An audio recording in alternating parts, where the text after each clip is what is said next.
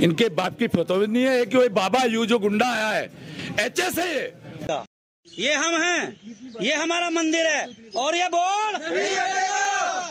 एक महंत को गुंडा, बदमाश और माफिया कहना क्या सभ्य समाज की पहचान है? ऐसा क्या हुआ जो बीएसपी के विधायक असलम चौधरी ने महंत नरसिंहानंद को एक माफिया, गुंडा और बदमाश कह दिया? यहाँ तक कह दिया कि ये मंदिर क्या उसके बाप की है। मामला गाजियाबाद डासना मंदिर विवाद अब अपने चरम सीमा पर पहुंच चुका है, जहां एक तरफ मुसलमान इसको अपने ताकत आजमाइश के रूप में देख रहे हैं, वहीं दूसरी तरफ हिंदू सनातन धर्म के लोग भी इसे अपने स्वाभिमान की बात मानकर चुनौती स्वीकार किया। डासना के विधायक असलम चौधरी ने कहा कि हम मंदिर भी जाएंगे और वोट भी हटवाएंगे। मंदिर पे बस इतना लिखा है कि मंदिर में मुसलमान के प्रवेश वर्जित है, लेकिन इसी पर विधायक जी को गुस्सा आ गया और उन्होंने कह डाला हम मंदिर भी जाएंगे और वोट भी हटाएंगे। इसके साथ ही विधायक जी ने महंत को गुंडा, बदमाश और माफिया बता दिया। यहाँ तक कह दिया कि मंदिर क्या उसके बाप की है, यह तो हमारे पूर्वजों की है। यही बात, बस यही एक बात मुझे अच्छी लगी। देखिए वीडियो। कहते हैं हाँ, जो लिखा है हम डीएम को, एसएसपी को, मुख्यमंत्री को लेटर लिखकर जो ये लिखा है कि यहाँ मुसलमान बनना वर्जित है, मना है, इसको पहले सबसे पहले मिटवाएंगे। यही सवाल आपसे है। सबसे पहले इसको मिटवाएंगे और उसके बाद हम अपने मंदिर, मस्जिद, गुरुद्वारों की खिदमत, अपने धार्मिक स्थलों की खिदमत करते हैं। हमने 2-3 मंदिरों में पैसे दिए, बनवाए हैं, जगह भी दी है। इनके बाप की फोटो नहीं है कि वही बाबा यू जो गुंडा आया है एचएस है, ये बहुत बड़ा गुंडा है, माफिया है। इसने सारे माहौल को बिगाड़ने का काम किया। हमारे बुजुर्गों का, हमारी विरासत है हमारा मंदिर। हम पानी पीने भी जाएंगे, अपनी मंदिर की देखरेख करने भी जाएंगे। मैं मंदिर में जाऊं। इसके बाद सनातन के जाने माने चेहरा और उर्दू शायर तुफैल जी ने जो कहा, आपको उसको भी पूरा सुनना चाहिए और देखना चाहिए। जिनको गंभीरता से हमें लेना ही चाहिए। एक तो सुप्रीम कोर्ट में रिट कुरान की 26 आयतों पर, दूसरे डासना मंदिर पर वहाँ के मौलाना, जो वहाँ का एमपी एमएलए है मौलाना असलम, उसकी तरफ से चुनौती। घटना यह है कि वहाँ एक तो आपकी जानकारी में ये होना चाहिए कि ये पूरा क्षेत्र डासना, मसूरी इत्यादि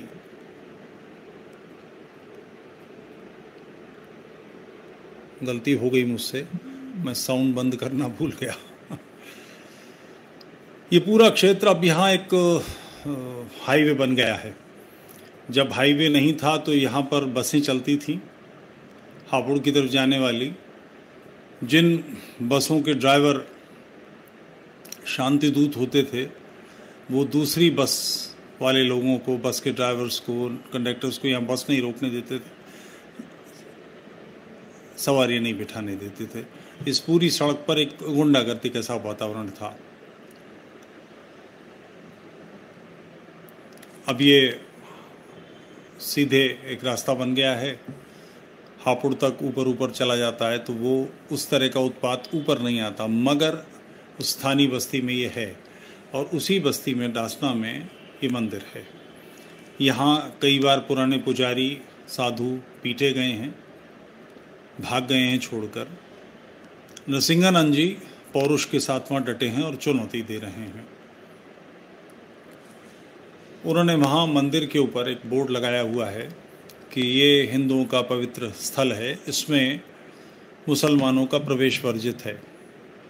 कई मित्रों को ये लगेगा कि अनुचित है, उकसाने जैसी बात है, मगर मैं एक प्रति प्रश्न पूछना चाहूँगा कि ये हिंदुओं ने किया है क्या? संसार भर को 2 हिस्सों में काफिर और मोमिन किसने बांटा? काफिर नजस किसने ठहराए?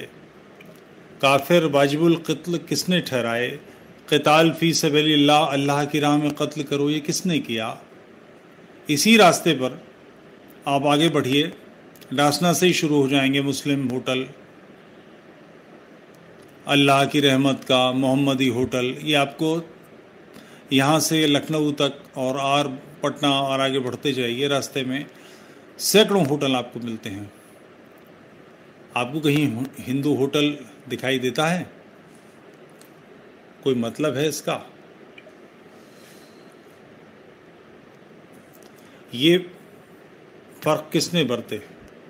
मैं एक टी शर्ट पहनकर बैठा हूं, उस पर झटका लिखा है। ये झटका हमने बनाया। 10वीं पातशाही पूज्य गुरु गोविंद सिंह ने पिता का शीश दिया,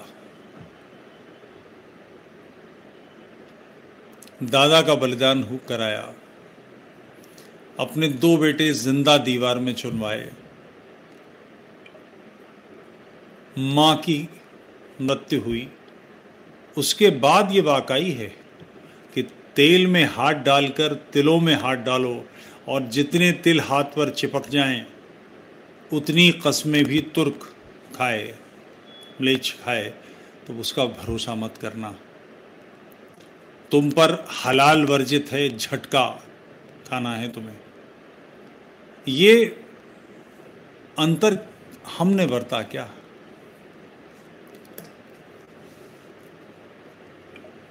दो बड़े वर्ग हैं मुसलमानों के, शिया और सुन्नी।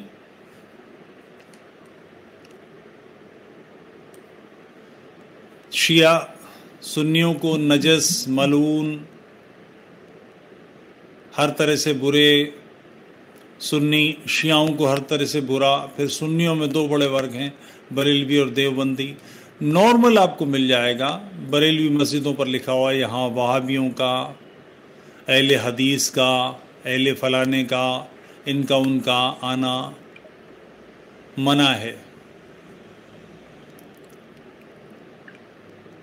ये नॉर्मल चीज है। हमारी मजबूरी है कि हम ऐसा बरतें। कोड तो तटस्थ है ना। नरसिंहानंद सांप्रदायिक हैं, चलिए मान लिया। मैं सांप्रदायिक हूं, मैं मान लिया। कोड तो तटस्थ है।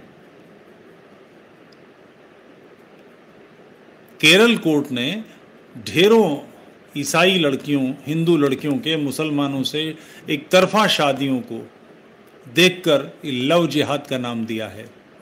हम अपने परिवार की, अपनी स्त्रियों की, अपने जीवन की रक्षा करें कि नहीं? हम काबुल, कंधार, रावलपिंडी, पेशावर, कराची, लाहौर, ढाका, चट्टोग्राम, जाने कितने क्षेत्र छोड़कर आए नहीं। कोई अपनी मर्जी से नहीं आए, हमें वहां से निकाला गया, भगाया गया।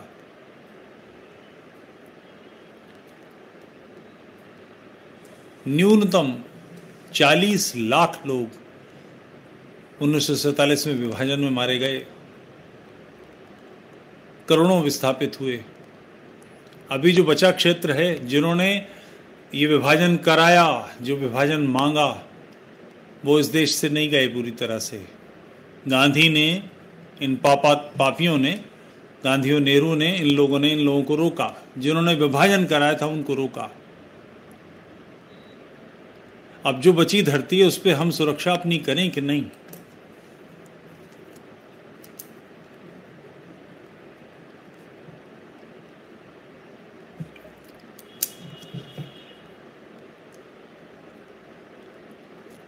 अपने समाज को, अपने सत्व को, अपने सम्मान को, अपने जीवन को, अपने गौरव को, अपने परिवार की स्त्रियों को बचाना हमारा अपना काम है, हमारी जिम्मेदारी है। ये मंदिर भी हमारा है। इस मंदिर पर वहाँ जो उसके महंत हैं उनके नियम चलेंगे। क्या हम किसी मुस्लिम होटल में कह सकते हैं कि हमको झटका चाहिए, हम हलाल नहीं खाते, हमको झटका दीजिए, वो देंगे? हम किसी भी मुस्लिम होटल में जहाँ लिखा है नमाज के लिए जगह है, इबादत के लिए जगह है, वहाँ मैं अपनी इबादत, मूर्ति पूजा, कुछ अनुष्ठान करना चाहूँ आधे घंटे के लिए, मुझे बैठने देंगे? ये लड़का जो पानी पीने के नाम पर कहा जा रहा है, ये आया क्यों? बाहरी नल लगे हैं, उस पर पानी नहीं पिएगा, अंदर आके पानी पिएगा। उस पूरे क्षेत्र में चोरी चकारी होती है। और एक बहुत ही वाहियात बात, और मुझे इस बात का कष्ट है कि इसका प्रारंभ करने वाला मैं हूं। अपने बंधुओं की सेवा करने के लिए उनकी आर्थिक सेवा करो, इसकी पहल हमने की थी बिसाड़ा के लिए, और उसके बाद न्याय मंच की शक्ल बनी। इस लड़के के लिए धन संकलन की अपील हुई। 8 लाख से अधिक रुपया इस लड़के के लिए इकट्ठा हुआ है, और सर्वाधिक जो अधिक राशि देने वाले दाता हैं वो मुसलमान नहीं हैं, हिंदू हैं। ऐसे मूर्ख लाहौर में भी थे, ऐसी विचित्र सोच वाले ढाका में भी थे। क्या हुआ? उसने धमकी दी है मौलाना ने, मौलाना असलम जो वहाँ का एमएलए है, कि कल वो 1 बजे डासना के मंदिर में घुसेगा। वो कह रहा है, उसका मैंने टीवी स्टेटमेंट देखा, वो कह रहा है कि ये महंत गुंडा है, बदमाश है, लफंगा है, इस तरह की बदतमीज़ी कर रहा है। किसी सन्यासी के बारे में ऐसी बेहुदा बात, हम स्वयं भी, हमारा कोई बोलेगा तो पीट देंगे, उसको कोई अधिकार नहीं है। वो कह रहा है कि हम मंदिर में सेवा करते हैं। अवश्य सेवा कर, स्वागत है, बिछड़ा भाई है हमारा, शुद्ध हो, असलम की शक्ल में नहीं। शशांक नाम रखते हैं तेरा, हाँ शुद्ध हो, इसी मंदिर में तेरी शुद्धि करते हैं। घर वापसी कर, अपने पूर्वजों की पंगत में लौट, आजा। बहुत श्रेष्ठ बात है। मैं एनसीआर के, मेरठ के, यानी गाजियाबाद, नोएडा, फरीदाबाद, दिल्ली, गुड़गांव, सोनीपत, ये जो आसपास के क्षेत्र हैं, उन सभी बंधुओं से कहूँगा कि केवल व्हाट्सएप पर वीडियो आगे बढ़ा देने से, बैठकर टीवी पर तमाशा देखने से बात नहीं बनने वाली। आपकी उपस्थिति चाहिए। कल समय निकाल कर चलिए, कल 1 बजे मंदिर में ज़रूर पहुंचिए। डासना के मंदिर में पहुंचने के लिए वैसे आपको जानकारी दे दूं कि वहाँ धारा 144 लगा दी गई है, मगर मंदिर में हमें जाने से कानूनन रोका नहीं जा सकता। नोएडा, दिल्ली, फरीदाबाद, गुड़गांव इत्यादि से जो बंधु आए अपने साधन से, उनको मैं गाइड किए देता हूँ। NH24 पे आइए, गाज़ियाबाद क्रॉस कीजिए। गाज़ियाबाद क्रॉस करने के बाद कुछ देर बाद पेरिफेरल ओवरब्रिज ऐसा आएगा जो नोएडा, दिल्ली के आसपास बना है ना, उसके नीचे से निकलेंगे। निकलते ही फिर उसके बाद कुछ किलोमीटर बाद फ्लाईओवर चढ़ रहा है, उस पर मत जाइए, उसके साइड से नीचे उतर जाइए लेफ्ट में। थोड़ा सा आगे जाने के बाद उसी NH24 के नीचे से यू टर्न है, यू टर्न करके वापस दिल्ली की तरफ चढ़ जाइए। अब कुछ किलोमीटर चलिए, पेरिफेरल ओवरब्रिज फिर आएगा, उसको क्रॉस करने के बाद आगे ज़रा सा बढ़ेंगे तो फुट ओवरब्रिज दिखाई देगा, उसके साइड से ही नीचे लेफ्ट में एक रास्ता उतर रहा है। 15 मीटर बाद तकरीबन उसके साथ साथ आगे आइए।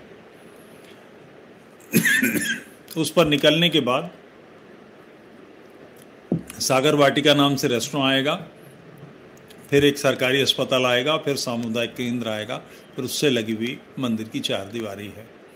कल 1 बजे अधिकाधिक लोग पहुंचिए, अपने साथ के मित्रों को, बंधुओं को लेकर आइए। ये शक्ति प्रदर्शन का, पौरुष प्रदर्शन का समय है। आपको प्रशासन रोकता है, पुलिस रोकती है, वहीं धरने पे बैठ जाइए, केवल राम नाम का संकीर्तन, और रुक जाइए। मंदिर जाने से हमें कोई नहीं रोक सकता, ज़रूर आइए। और मौलाना असलम जो वहाँ के एमएलए हैं, उनसे वापसी की दरख्वास्त फिर करूँगा, घर वापस लौटिए भाई, अपने पूर्वजों की पंगत में आइए। मंदिर आने के लिए असलम बनकर क्यों आते हैं? अपने पूर्वजों की तरह गर्व के साथ दाखिल होइए, ये आपका घर है। वो लोग जिन्होंने आपको भ्रष्ट किया, संस्कृति से तोड़ा, जीवन शैली बदली, आपके पूर्वजों पर अत्याचार किए, उनसे बाहर निकलिए। ये दबाव कितना आवश्यक है, एक छोटी सी घटना से बताता हूँ आपको। इंडियन एयरलाइंस का एक विमान अपहरण ध्यान होगा, जिसको अपहरण करके कंधार ले जाया गया था। जसवंत सिंह जी की जो किताब है मोहम्मद अली जिन्ना, उसका अनुवाद करने का अवसर मुझे मिला है, उर्दू और हिंदी अनुवाद किया। तो उस प्रसंग में उनके साथ बहुत आत्मीयता हो गई। तो मैंने एक दिन उनसे पूछा कि ऐसा क्यों कर हो गया, ऐसा कैसे हो गया? वो प्लेन सीधा निकल गया हो तो संभव था। वो अमृतसर में उतरा, उसने वहाँ पेट्रोल भरा, पेट्रोल ही ना देते तो ये प्लेन नहीं उड़ सकता था। तो उन्होंने कहा कि सबके हाथ पांव फूले हुए थे और प्रधानमंत्री निवास पर पत्रकार कुछ जो उस प्लेन में सवार थे यात्री, उनके परिवार वालों को लेकर आए। प्रधानमंत्री के घर पर हंगामा हुआ, दबाव बना। मैं सोचने लगा और मैंने उनसे प्रश्न पूछा, दिल्ली महानगर में, एनसीआर में भाजपा, संघ, विश्व हिंदू परिषद, बजरंग दल, विद्यार्थी परिषद, विश्व हिंदू परिषद इत्यादि दुनिया भर के दल हैं जो हिंदू विचार के हैं। 10 लोगों ने हंगामा किया और प्रधानमंत्री दबाव में आ गया। इनमें से इतने दलों के 150 लोग एकत्र नहीं हो सकते तो इनकी ठुकाई लगाते। कल को सैनिक भारत के, उनके परिवार के लोग कहें कि हमारे परिवार के लोगों को युद्ध के लिए मत भेजिए।